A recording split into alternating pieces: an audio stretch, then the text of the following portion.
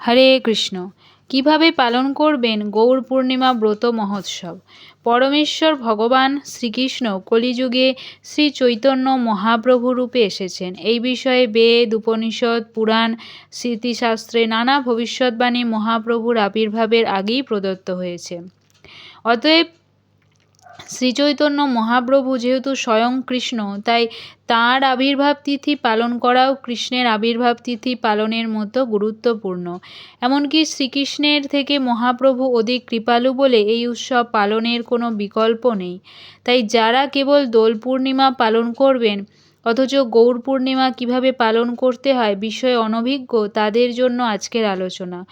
গৌর পূর্ণিমা ব্রত পালন কর্তব্য কেন? ভগবানের আবির্ভাব দিবস উপলক্ষে ব্রত ও উৎসব পালন করা সকলেরই কর্তব্য। যেহেতু শ্রীচৈতন্য মহাপ্রভু স্বয়ং পরমেশ্বর ভগবান শ্রীকৃষ্ণ, তাই গৌর পূর্ণিমা ব্রত পালন অবশ্য করণীয়। কারা এই ব্রত পালন করতে পারে? 8 থেকে 80 বছর পর্যন্ত জনের একাদশী এবং অন্যান্য বিষ্ণুব্রত পালন বাধ্যতামূলক। কোনো রকম অসৌচ থাকলেও এই ব্রত পালন করতে পারেন। পদ্মপুরাণে বলা হয়েছে, সুত কেহপি ন ভোক্তব্যং নাশৈ চ জনাধিপ যাবজ্জীবং ব্রতমিদং কর্তব্যং পুরুষর্ষভ জন্মাশৈচ বা মৃতা শৌচে বিষ্ণুব্রতে ভোজন করিবে না। হে পুরুষ শ্রেষ্ঠ, যতদিন জীবিত থাকবে ততদিন এ বিষ্ণুব্রত পালন করা কর্তব্য।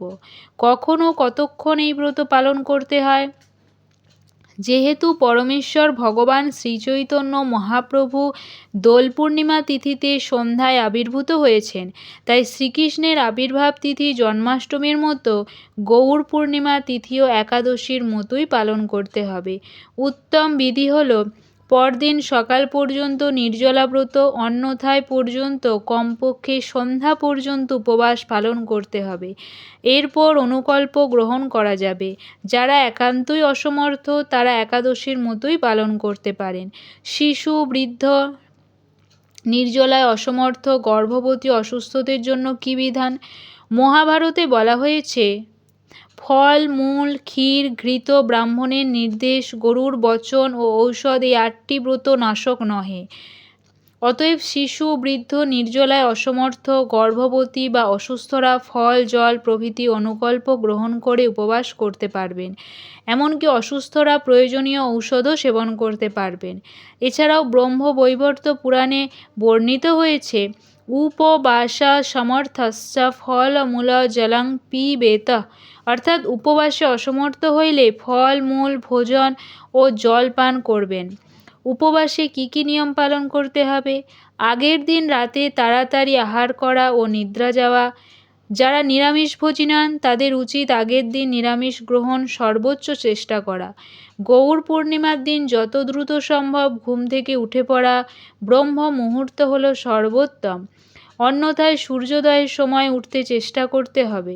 সকালেই স্নান সমাপন করে ভগবানের হরে কৃষ্ণ কীর্তন করতে করতে মঙ্গলারতি করা, তুলসী পূজা ও জলদান করা, শ্রী শিক্ষাষ্টকম পাঠ করা।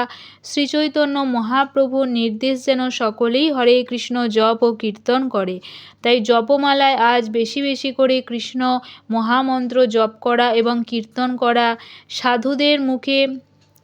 সাধুদের মুখে শ্রীচৈতন্য মহাপ্রভুর লীলাকথা শ্রবণ করা। এভাবে গৌর স্মরণ, গৌর কীর্তন করে দিন অতিবাহিত করা। সম্ভব হলে নিকটবর্তী মন্দিরে গিয়ে ভক্তসঙ্গ করা। সন্ধ্যায় সম্ভব হলে গৌর নিত্যানন্দের শ্রী বিগ্রহ বা চিত্রপটে পঞ্চামৃত দ্বারা অভিষেক করা অথবা মন্দিরে অভিষেক দর্শন করা। অভিষেকের পর অনুকল্প প্রসাদ গ্রহণ করা যাবে। অভিষেকাদি অনুষ্ঠানের সময় হরে কৃষ্ণ কীর্তন করা। তাহলে আবির খেলব কখন? আবির ভগবানের শ্রীচরণে নিবেদন করে নিজেরা একে অপরের মস্তকে লাগিয়ে দেওয়ার বিধান। সকালে বা বিকালে শ্রী শ্রী রাধা গোবিন্দ শ্রী শ্রী গৌর নিতাইয়ের চরণে আবির নিবেদন করা যেতে পারে। পরদিন বিশেষ কিছু যেহেতু শ্রীচৈতন্য মহাপ্রভুর আবির্ভাবের পরদিন তাঁর পিতা শ্রী জগন্নাথ মিশ্র মহোৎসব করেছিলেন, তাই পরদিন মহাপ্রভুর প্রিয় নানা শাক সবজি ব্যঞ্জন রান্না করে ভোগ নিবেদন করে গ্রহণ করতে হবে। সর্বোপরি যত বেশি সম্ভব হরে কৃষ্ণ মহামন্ত্র কীর্তন করতে হবে, কেননা এর দ্বারাই শ্রী চৈতন্য মহাপ্রভু সবথেকে বেশি সন্তুষ্ট হন। বিশেষত এই দুদিন যা করা যেতে পারে প্রতিদিনের তুলনায় বেশি সংখ্যক হরে কৃষ্ণ মহামন্ত্র জপ করা, যেমন কেউ 16 মালা জপ করেন তিনি 24, 32, 64 এরকম করতে পারেন। আবার যারা 8 মালা জপ করেন তারাও 12, 16, 24 ইত্যাদি করতে পারেন। এগুলো কেবল উদাহরণ হিসেবে বলা হলো। যাদের দিনব্যাপী সময় আছে তারা অবশ্যই বেশি বেশি হরে কৃষ্ণ মহামন্ত্র জপ করতে পারেন। একাকী অথবা ভক্ত সঙ্গে হরে কৃষ্ণ কীর্তন করতে পারেন। গৃহে অথবা মন্দিরে নাম সংকীর্তনে অংশ নিতে পারেন। পাড়া প্রতিবেশীদের নিয়ে গৃহে সংকীর্তন, নগর সংকীর্তন করতে পারেন। সাধুমুখে হরিকথা শুনতে হবে। অভিষেক প্রভৃতি অনুষ্ঠানের সময়ও হরে কৃষ্ণ কীর্তন করতে হবে। হরে কৃষ্ণ।